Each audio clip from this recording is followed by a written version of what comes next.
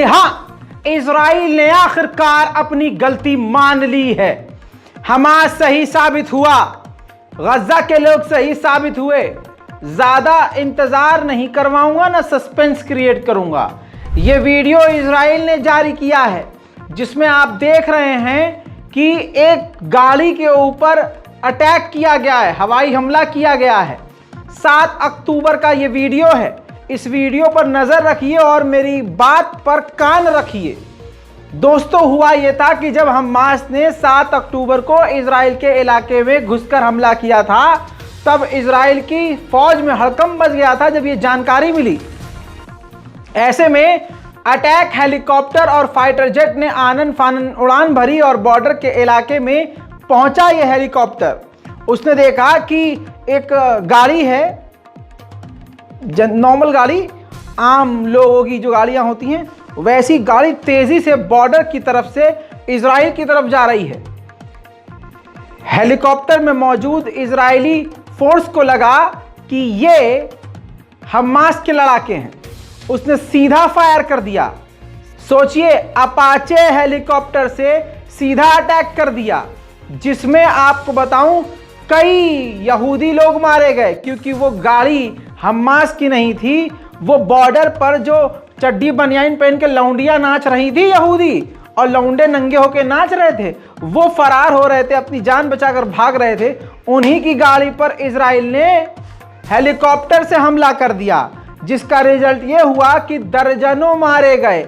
और ये एक घटना नहीं, कई घटना है। हमास इस बात का खुलासा कर चुका है, लेकिन पहली बार इजराइल ने इस बात को लिखित में मान लिया है और वीडियो खुद जारी किया है कि हाँ, हमसे गलती हुई और हमने अपने हमले में अपनों को ही कत्ल कर दिया। उधर इजराइल के मिनिस्टर्स ने मांग करी है कि जैसे ही ये जंग खत्म हो, 3 महीने के अंदर अंदर, यानी 90 दिन के अंदर अंदर नेतन्याहू चुनाव करवाए हर हाल में। अमेरिका और इजराइल ने मिलकर सीरिया में ईरान के अड्डों को निशाना बनाया था, जिसमें मैंने बताया था कि 9 लोग मारे गए हैं, लेकिन मरने वालों की संख्या अब बढ़ चुकी है और 12 लोग मारे जा चुके हैं। कहा जा रहा है ये लोग ईरान से जुड़े हुए थे। दोस्तों, इस लड़की को देखिए, ये फिलिस्तीनी एक्टिविस्ट हैं, अहद तमीमी।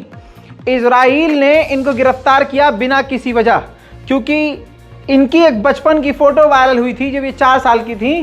तो इजराइल की बंदूक के आगे ये खड़ी हुई थी और कुछ साल बाद इन्होंने इजराइल की सेना से टकराव लेते हुए इजराइल की सेना को थप्पड़ तक जड़ दिया था, जिसके बाद ये काफ़ी फेमस हो गई थी। अब ये काफ़ी बड़ा आइकॉन फिलिस्तीन के लिए बन गई थी, जिसके बाद न जाने किस वजह से इजराइल की मिलिट्री ने गिरफ्तार कर लिया। दोस्तों, इसके बाद अमेरिकन मुस्लिम ग्रुप ने बाइडन को खत लिखकर कहा है कि इजराइल पर प्रेशर बनाइए और तमीमी को तुरंत रिहा करवाइए। बाइडन की सरकार काफ़ी ज़्यादा प्रेशर में बताई जा रही है। दोस्तों, खबर यह है कि यहूदियों के खिलाफ अमेरिका में नफरत हद से ज़्यादा बढ़ गई है, जिसकी वजह से और भी ज़्यादा डिप्रेशन और प्रेशर में बाइडन जी आ गए हैं।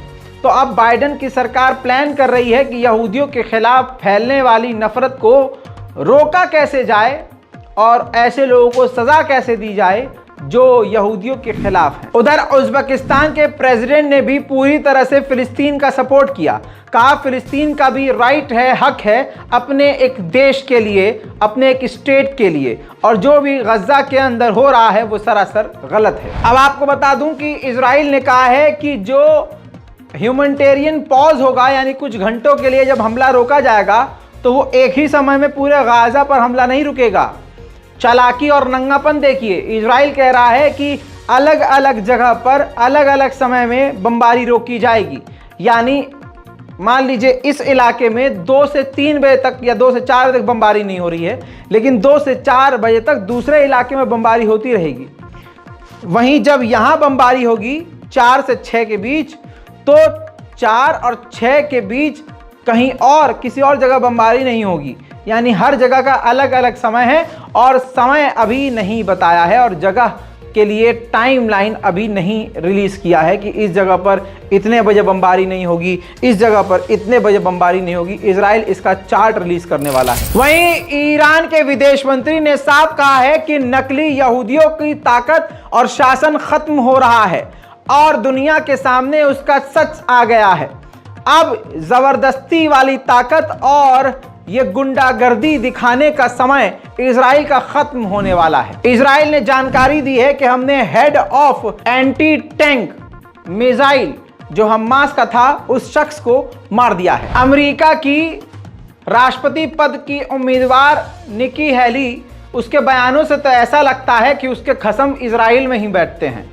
मेरे दोस्तों, अब उसने बकैती मारते हुए कहा है कि इजराइल को अमेरिका की नहीं, अमेरिका को इजराइल की जरूरत है। अमेरिका में बाइडेन जो है बयानबाजी कर रहे थे, स्पीच दे रहे थे, उसी दौरान फिलिस्तीन के समर्थकों ने सवाल किए, नारेबाजी की और बाइडेन को रोका और टोका। No, let it go. Let it, no,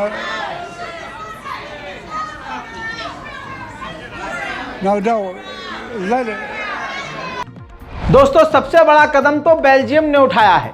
Belgium की सरकार ने धमकी दी है, कहा है कि उन इजरायलियों पर हम पाबंदी लगा सकते हैं जो लगातार कत्ल की बात कर रहे हैं और कत्लेआम की बात कर रहे हैं।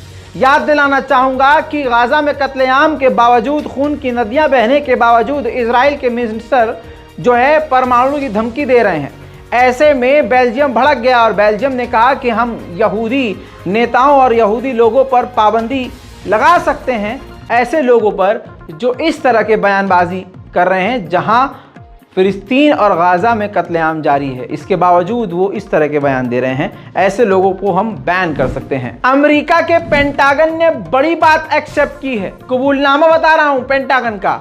अमेरिका की पेंटागन ने माना है कि पिछले 2 हफ्तों में हमारे इलाकों और हमारे एयरबेस पर जो हमला हुआ है सीरिया और इराक में, उसमें 56 हमारे अमेरिकी सैनिक बुरी तरह से घायल हुए हैं। मेरे दोस्तों, फिलहाल की इस रिपोर्ट में इतना ही। इससे पहले की तमाम रिपोर्ट को देखना मत भूलिएगा और आगे फिर आ रहा हूं थोड़ी ही देर में और बड़ी जानकारियों के साथ, वो भी सबूत के साथ। रिपोर्ट को शेयर कीजिए, चैनल को सब्सक्राइब कीजिए। जय हिंद।